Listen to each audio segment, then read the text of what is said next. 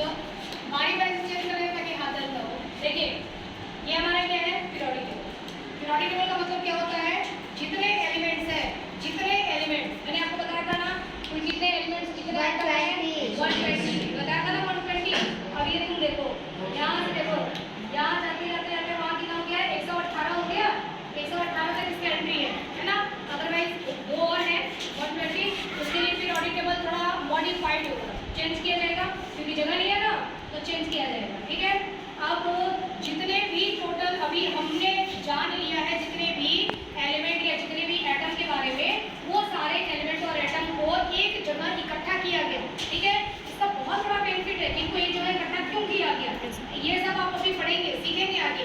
तो इनका बहुत बड़ा बेनिफिट है कि सारे आपके सामने रहेंगे ताकि आप हर एक के बारे में जान सकें, सबकी हिस्ट्री जान सकें। आप देखो इस टेबल को बनाने का फायदा ये है, और टेबल जो बनाया गया है, कहीं आप देख रहे हैं कहीं ये काफी लंबा जा रहा है, फिर ऐसे जा रहा है, फिर ऐसे जा रहा है, फिर दो नीचे, इन सब का क्या मतलब है, मतलब है ना, मतलब ये है कि यहाँ इतने में से इतने सारे एक के बारे में अगर आपको पढ़ना पड़े कि भाई हमको लिथियम के बारे में बताओ, है ना, तो आप लिथियम के बारे में बताना शुरू करते हैं।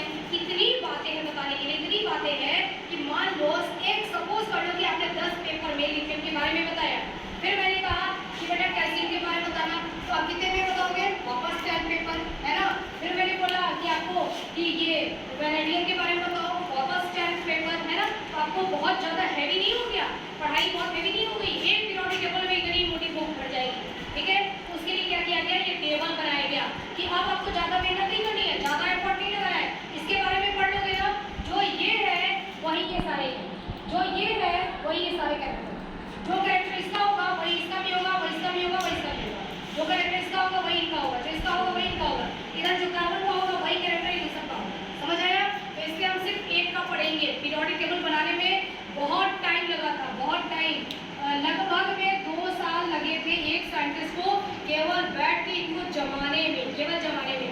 वो भी एक बार में तैयार नहीं हुआ, बहुत सारे साइंटिस्ट है, पहले उन्होंने बनाया, फिर उन्होंने बनाया, वो गलत, उन्होंने बनाया, ऐसे ऐसे करते करते लास्ट में हमारे जो साइंटिस्ट है उनका नाम है मेंडलीव। ठीक है, मेंडलीव की पीरियोडिक टेबल है ना, उन्होंने जो बनाया मेंडलीव पीरियोडिक टेबल, नाम ही लिखा है क्या यहाँ पर, पीरियोडिक टेबल ऑफ एलिमेंट, नाम ही लिखा है मेंडलीव की पीरियोडिक टेबल है ये। उन्होंने भी जो बनाया वो पूरा नहीं बनाया था, लेकिन उसको बाद में दूसरे साइंटिस्ट मॉडिफिकेशन किए, उसमें और चेंजेस और चेंजेस और चेंजेस कर करके, और अभी फिलहाल ये तैयार हो गया है। अभी और चेंजेस उसमें बाकी है, क्योंकि और एलिमेंट सब नए नए बन रहे हैं। ठीक है, ये हो गया आपका पीरियोडिक टेबल। हर पीरियोडिक टेबल में जो एलिमेंट होते हैं सबके पास, मैंने आपको क्या बताया है कि हर एटम के पास, एटम को ही एलिमेंट बोल रही हूँ, एटम को ही एलिमेंट और एलिमेंट को ही एटम बोल रही हूँ। ठीक है, माइन्यूट सा डिफरेंस होता है, वो बाद में आपको बताऊंगी। हर एटम इसमें है, उसके पास दो चीजें होंगी, वो दो चीजें क्या होंगी हर्षे, गॉड गिफ्टेड नहीं, वैसे तो इलेक्ट्रॉन प्रोटॉन न्यूट्रॉन तो है ही उनका फंडामेंटल पार्टिकल, लेकिन दो चीजें होंगी जो कि उनकी गॉड गिफ्टेड होंगी, इलेक्ट्रॉनिक मास नंबर ये है और ये है एटॉमिक मास, दो चीजें होंगी। आपको इस पीरियोडिक टेबल में वो चीज दिखाई देगा। देखो ये हाइड्रोजन है, यहाँ क्या लिखा हुआ है 1, ये इसका एटॉमिक नंबर है, नीचे लिखा है 1.008, ये इसका है एटॉमिक मास है। ठीक है, अब जरा कार्बन को देखो, कार्बन का एटॉमिक नंबर यहाँ पे क्या है 6, और ये देखो इसका मास लिखा हुआ है 12। ठीक है, ऑक्सीजन का देखो 8 है ना, और नीचे क्या लिखा हुआ है 15.999, मतलब इसको हम 16 मांगेंगे। ठीक है, यहाँ देखो इसका बोरान का देखो 5 है एटॉमिक नंबर और एटॉमिक मास 10। ठीक है, सल्फर का देखो एटॉमिक नंबर 16, हम निकालते हैं ना, बार-बार निकालते हैं ना, एटॉमिक नंबर 16 और एटॉमिक मास 32। ठीक है, क्लोरीन का देखो 17 और एटॉमिक मास 35.45 है, तो 35.5 मान सकते हैं उसको, मैंने लिखाया था ना आपको। हमारा सोडियम कहाँ है, ढूंढो, ये रहा सोडियम, जिसको आपने अभी तक देखा है, देखो पीरियोडिक टेबल में ये रहा सोडियम, ये 11 और इसका एटॉमिक मास होता है 22.98976928, इसलिए इसको हम कर देते हैं 23, है ना, इसको क्या मान लेते हैं 23, तो ये 11 और ये 23। अब देखो आपने अभी तक जिसका नाम पढ़ा, वो सोडियम को आपने देखा है, हाइड्रोजन सबसे पहले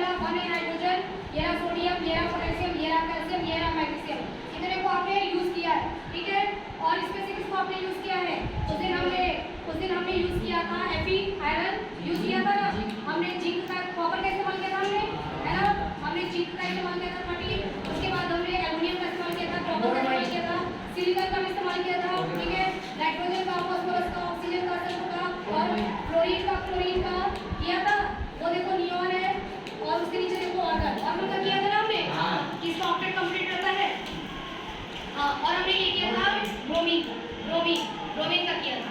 अब देखो इस पूरे पीरियोडिक टेबल में इतने सारे एलिमेंट हैं, इतने लोग दिखाई दे रहे हैं ना, इन सारे में से आपको 6 पिंक कलर में दिखाई दे रहे हैं। देखिए दिख रहा है 6 पिंक कलर में, सबसे ऊपर हीलियम, नीचे neon, argon, krypton, xenon, radon.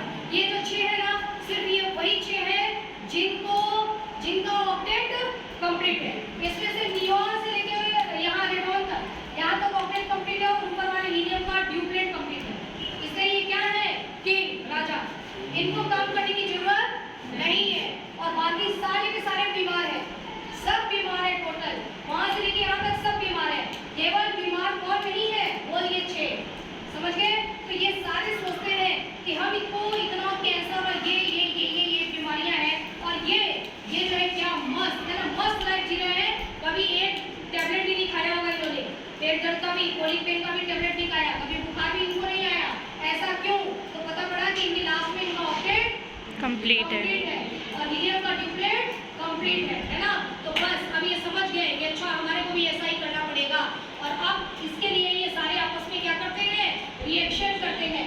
जैसे ये वाला सोडियम उस वाले क्लोरीन के साथ रिएक्शन कर लेगा, ठीक है, और दोनों आपस में जुड़ जाएंगे तो दोनों का ऑक्टेट कंप्लीट हो जाएगा और ये पिंक वाले की स्टडी में आ जाएंगे और फिर इनकी बीमारी खत्म हो जाएगी और हमको मिल जाएगा नमक, है ना, NaCl नमक, ठीक है। यहाँ से 2 हाइड्रोजन, ऑक्सीजन को ऑक्टेट कंप्लीट हो जाएगा और हाइड्रोजन का ड्यूप्लेट। हाइड्रोजन सोचता है कि मैं वहां तक तो कभी पहुंच नहीं सकता, मैं हीलियम के जैसा तो बन सकता हूँ, है ना। वहां पे बीमार स्वस्थ वाले में हीलियम ही तो है, हीलियम का ड्यूप्लेट कंप्लीट है, तो हाइड्रोजन किसके जैसा बनना चाहता है, हीलियम के जैसा। हाइड्रोजन हीलियम के जैसा बनना चाहता है, बाकी क्या करना चाहते हैं, अपना ऑक्टेट कंप्लीट करना चाहते हैं। और हाइड्रोजन और भी कुछ है जो हीलियम के जैसा ड्यूप्लेट कंप्लीट करते हैं। कंप्लीट करके क्या करेंगे, बीमारी अपनी दूर करेंगे। तो 2 हाइड्रोजन और 1 ऑक्सीजन मिल गया तो इनकी बीमारी दूर हो गई। ऑक्सीजन का क्या कंप्लीट हो गया, ऑक्टेट, हाइड्रोजन का क्या कंप्लीट हो गया, ड्यूप्लेट, और दोनों आपस में जुड़ गए और आपको क्या मिल गया, पानी, समझ गए। तो हमको हर एक चीजें इस तरीके से मिल जाती है। दुनिया में जो भी चीज आप खाते हैं वो इनकी ही बनी हुई है, इनके अलावा दूसरा कोई नहीं है। अभी तक हम जहाँ तक हमारी जानकारी है हम सब इन्हीं के बने हुए हैं। आपके शरीर में क्या है, आपके शरीर में यही है, पानी है आपके शरीर में, हीमोग्लोबिन है, हीमोग्लोबिन में क्या है, एटम ही एटम है। हीमोग्लोबिन का जो कलर होता है ना रेड, वो Fe की वजह से, आयरन की वजह से, ठीक है। तो ये इन्हीं से हम भी बने हुए हैं, हमारा पूरा शरीर इन्हीं से बना हुआ है, हमारे बाल इन्हीं से बने हुए हैं, हमारे नाखून इन्हीं से बने हुए हैं, हमारा स्किन इन्हीं से बना हुआ है। हम सब किससे बने हुए हैं, इन्हीं एलिमेंट से, वो सारे एलिमेंट यही है। तो चलिए सारे के सारे लोग एक साथ बोलिए कि एलिमेंट की जय हो, एलिमेंट की जय हो। अगर एलिमेंट नहीं रहता, और दूसरी बात, अगर इनका ऑक्टेट कंप्लीट रहता तो आपको खाने को कुछ नहीं मिलता, याद रखिए, ठीक है। जितनी चीजें आपको खाने के लिए मिल रही हैं वो किस वजह से, क्योंकि ये सब बीमार हैं, ऑक्टेट कंप्लीट करना है। अगर इनको ऑक्टेट कंप्लीट नहीं करना रहता तो हम सब तरस जाते पानी के लिए, नमक के लिए, चीनी के लिए, मसाले के लिए, है ना। तो सारी चीजें आपको क्यों मिल रही है, क्योंकि इनका ऑक्टेट कंप्लीट नहीं है, समझ गए। सिरका खाते हैं, अचार में विनेगर डलता है, अचार बहुत टेस्टी हो जाता है। नूडल्स में डालते हैं ना विनेगर, है ना, नूडल्स में बहुत अच्छा टेस्ट आ जाता है। वो विनेगर एसिटिक एसिड है, वो भी कार्बन, हाइड्रोजन और ऑक्सीजन से बना हुआ है। वो खाने को तुम्हारे को इसीलिए मिल रहा है क्योंकि इनको ऑक्टेट कंप्लीट नहीं है। समझ आया आपको। तो ये हमने आज देखा एलिमेंट के बारे में। इससे अलग है, अलग कलर करने की ये पीछे वजह है, ये कलर अलग है, ठीक है। फिर ये सारे देखो कलर अलग अलग है, और बीच में देखो ये वाले बीच में कुछ डिफरेंट कलर दिखाई दे रहे हैं, उधर अलग कलर दिखाई दे रहा है ना।